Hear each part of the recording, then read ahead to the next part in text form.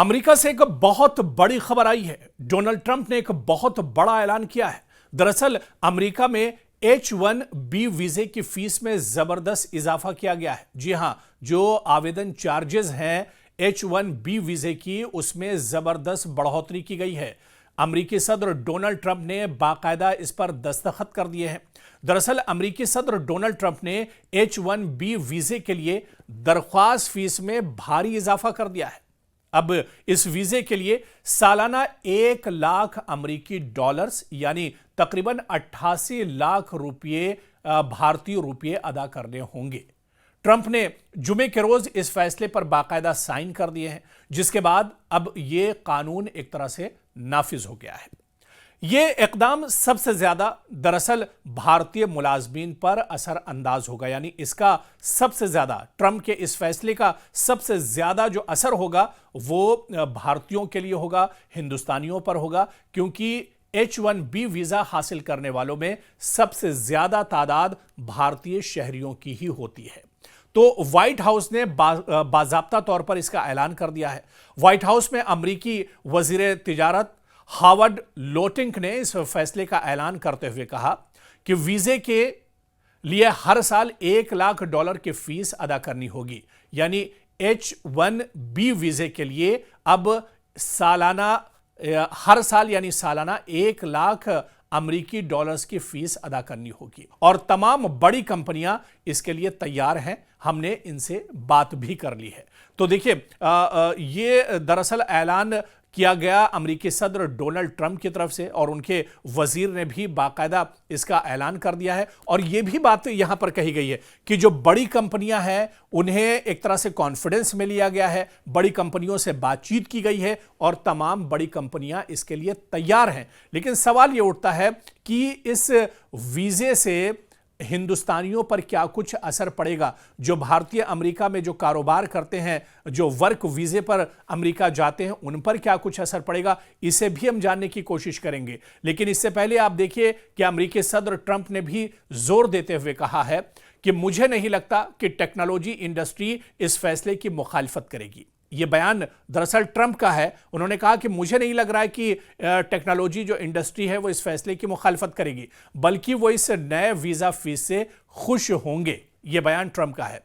ताहम Amazon, Apple, Google और Meta जैसी बड़ी टेक्नोलॉजी कंपनियों ने इस बारे में खबर रसा इदारे AP को किसी किस्म का तबसरा भी नहीं किया है। यानी जो बड़ी कंपनियां हैं वो अभी तक उनका रिएक्शन इस बड़े फैसले पर या इस बड़े ऐलान पर नहीं आया है। लेकिन आगे बढ़ने से पहले बहुत जल्दी यह भी समझ लेते हैं कि H1B वीजा दरअसल होता क्या है। दरअसल H1B वीजा एक खुसूसी वीजा प्रोग्राम है जो अमेरिका में आला महारत रखने वाले गैर मुल्की मुलाजमीन को भर्ती करने के लिए मुतारिफ कराया गया था। इसका मकसद दुनिया भर से बासलाहियत अफराद को अमेरिकी मार्केट में लाना था और अब इस वीजे की जो फीस है वो बढ़ा दी गई है। लेकिन हकीकत में यह प्रोग्राम एक ऐसी राहदारी यानी पाइपलाइन बन गया है जिसके जरिए कंपनियां अक्सर कम तनख्वाह पर गैर मुल्की वर्कर्स की खिदमत हासिल करती हैं। अक्सर H1B वीजा होल्डर्स सालाना $60,000 से भी कम पर काम करती हैं, जो कि अमेरिकी वर्कर्स की $1 लाख से ज्यादा की औसत तनख्वाह से कहीं कम है। और इसके लिए अब H1B कंपनियों के लिए क्या घाटे का सौदा साबित होगा, इसे भी समझना होगा, क्योंकि भारी भरकम जिस तरह से फीस लगाई गई है। दरअसल वजीर तिजारत हावर्ड लोटिंक ने कहा है कि अब कंपनियां H1B वीजे पर किसी ट्रेनी या अनट्रेन्ड शख्स को नहीं रखेंगी, क्योंकि यह इक्तिसादी तौर पर फायदे का सौदा नहीं होगा। अगर कोई कंपनी वाकई किसी आला महारत वाले इंजीनियर्स को लाना चाहती है तो वो वीजा फीस अदा करेगी, लेकिन तरबियत के लिए वो अमेरिकी अफराद को ही तरजीह देंगे। देखिए, दरअसल इस ऐलान के पीछे कई चीजें छुपी हुई हैं। एक तो बड़ी तादाद में एक रिपोर्ट यह भी बताती है कि H1B वीजा सबसे ज्यादा हिंदुस्तानियों के पास है, हिंदुस्तानी ही इस वीजे से फायदा उठाते थे, तो कहीं ना कहीं उस पर एक तरह से रोक लगेगी। दूसरी तरफ अमेरिका यह भी चाह रहा है कि अमेरिका की जो टॉप मोस्ट या जो की पोस्ट हैं उस पर अमेरिका के लोग ही एक तरह से काबिज रहे, या जो की पोस्ट हैं उस पर अमेरिका के एम्प्लॉय और अमेरिका के लिए लोग ही एक तरह से हों। इस वजह से भी इस वीजे की फीस बढ़ाई गई है। और आप देखिए कि अमेरिका एक तीर से दरअसल कई निशाने साध रहा है। अब जैसा कि हमने बताया था कि भारत पर इसके क्या कुछ असर होंगे, किस तरह का निगेटिव इंपैक्ट होगा, इसे भी समझना बहुत जरूरी हो जाता है। दरअसल अमेरिका के सरकारी आदादोशुमार के मुताबिक वीजा हासिल करने यानी H1B वीजा हासिल करने वालों में 71% भारतीय शहरी होते हैं। देखिए 71% भारतीय शहरी होते हैं जो H1B वीजा हासिल करते हैं।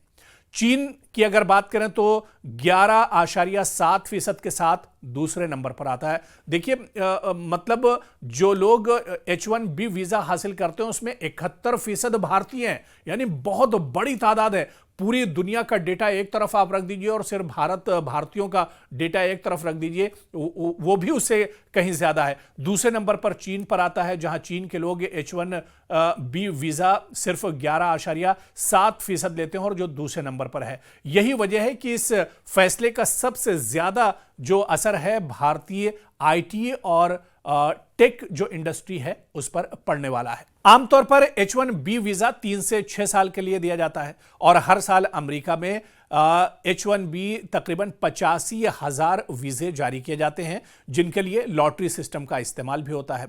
और इस साल आप देखिए कि सबसे ज्यादा वीजे अमेजन को मिले हैं, तकरीबन 10,000 से ज्यादा वीजे अमेजन कंपनी को मिले हैं। इसके बाद TCS यानी Tata consultancy services, Microsoft, Apple और गूगल का नंबर इस तरह से आता है।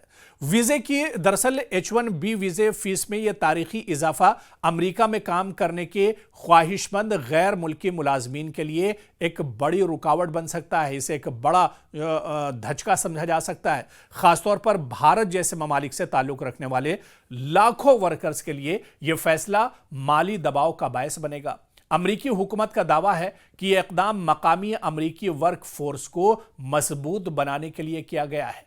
तो कहीं ना कहीं आप देखिए कि इस फैसले से अमेरिका ने एक तीर से कई शिकार करने की कोशिश की है, जहां पर एक तरह से अमेरिकी वर्क फोर्स को इससे फायदा होगा, अमेरिका के अपने जो लोकल मुलाजमीन हैं उन्हें इससे एक बड़ा फायदा होने जा रहा है। वहीं पर दूसरी तरफ आप देखिए कि दूसरे ममालिक और खासतौर से जिस तरह से सबसे ज्यादा H1B वीजा भारतीय शहरी हासिल करते हैं, भारतीय वर्कर्स हासिल करते हैं, उनके लिए परेशानियां बढ़ जाएंगी, क्योंकि सीधे सीधे 1 लाख अमेरिकी डॉलर्स अब इसकी फीस बढ़ा दी गई है। यानी अगर कोई भारतीय वर्क H1B वीजा लेना चाहता है तो पहले उसे 88 लाख रुपए, भारतीय 88 लाख रुपए अदा करने होंगे।